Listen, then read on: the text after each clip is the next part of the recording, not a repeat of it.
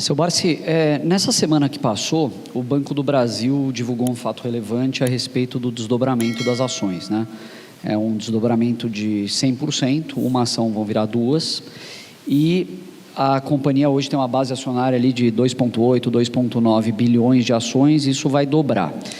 A gente sabe que tem muitos acionistas aqui na plateia, e eu acho que o que está na cabeça de todo mundo aí o que vai acontecer com as ações do banco. Isso foi positivo, foi negativo na sua visão?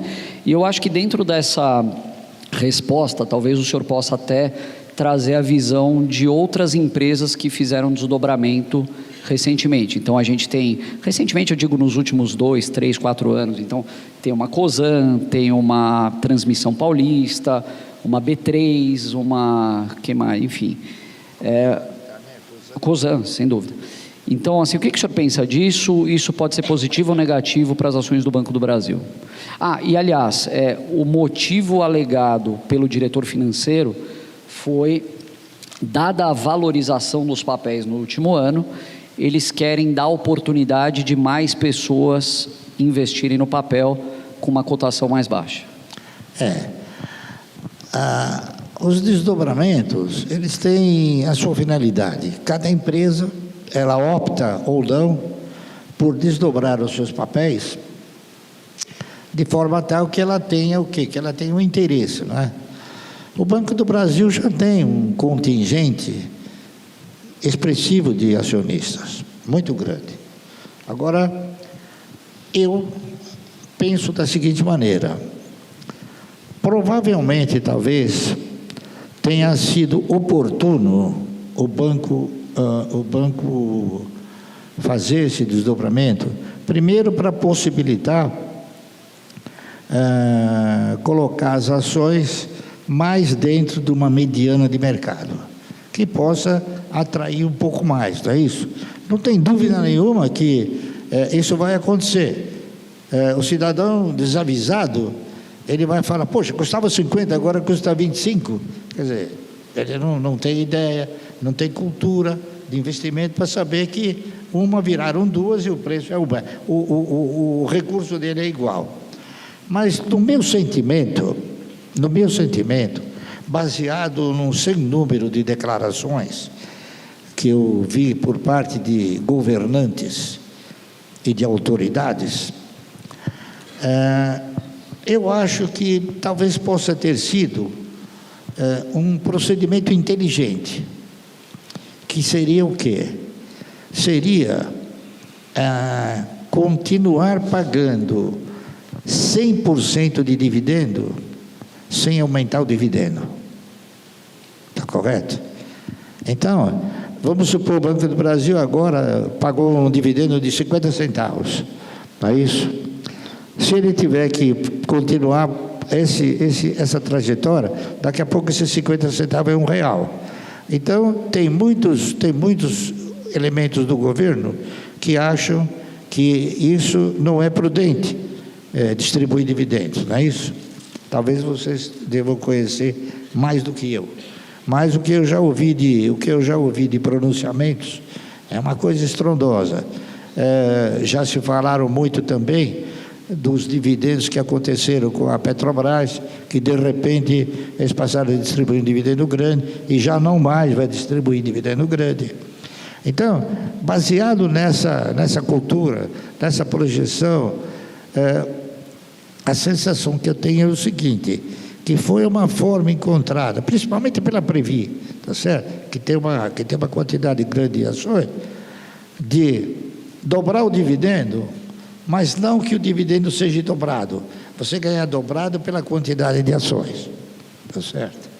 Então, quer dizer, se você tem uma ação hoje, o dividendo é 50 centavos, você vai ganhar 50 centavos. Se você tiver duas ações, 50 centavos não é mais 50 centavos, é R$1. Entendeu? Então, tem formas inteligentes aí na maneira de eu enfocar.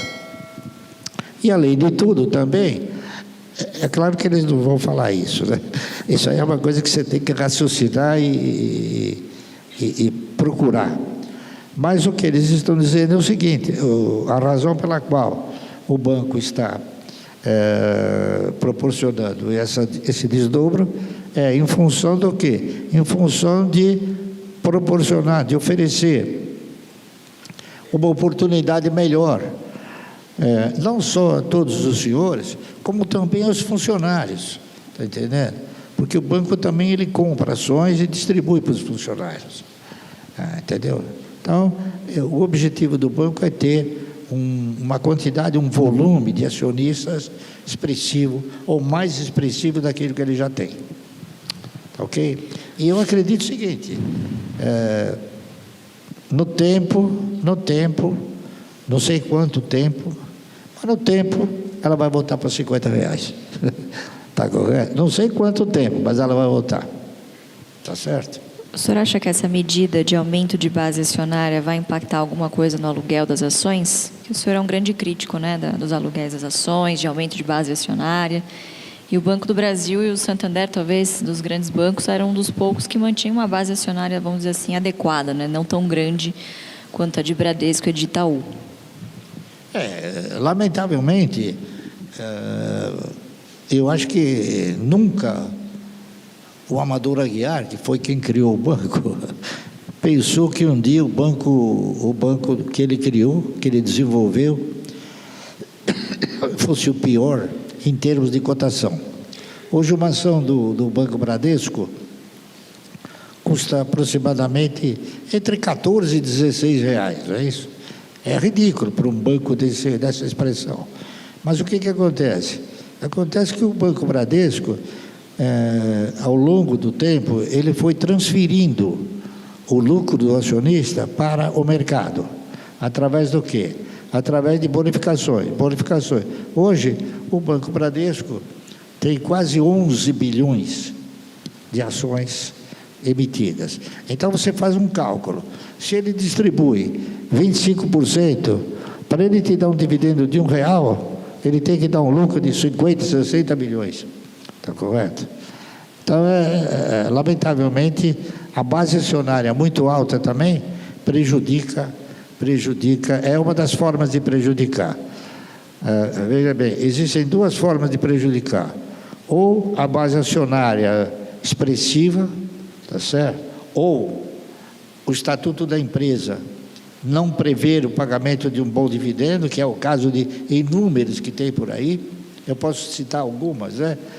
A Ocean Pact é 0,1%, a Raizen é 1%.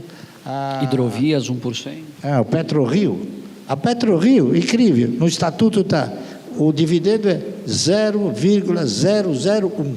Eu olho para o cara, poxa, esse cara nunca vai pagar dividendos, né? Tá certo? Então, o desdobro é uma coisa, é uma perspectiva. Você tem que examinar a perspectiva da empresa continuar gerando bons resultados. E o banco veio gerando esses bons resultados, tanto é fato que ele se emparelhou com os bancos particulares, né? E, por outro lado, também examinar exatamente essa perspectiva de continuar dando bons resultados. Então, eu acho que esse desdobramento que o Banco do Brasil está proporcionando, ele é favorável. Tá certo? Existiram outros que não foram favoráveis. Por exemplo, o da Cosan, uma virou 4. Então, de repente, o papel passou a ter uma quantidade de ações muito grande, e esse dispositivo faz com que seja permitido se alugar as ações. Tá certo? E alugando as ações, o cidadão passa o quê? Ele passa a operar sempre vendido. Então, ele aluga as ações e vende, não quer saber. Aluga as ações e vende. E isso prejudica a cotação de uma empresa. Eu não acredito que com o Banco do Brasil vai acontecer isso. Pode ter uma ligeira oscilação, mas eu não acredito que vai acontecer.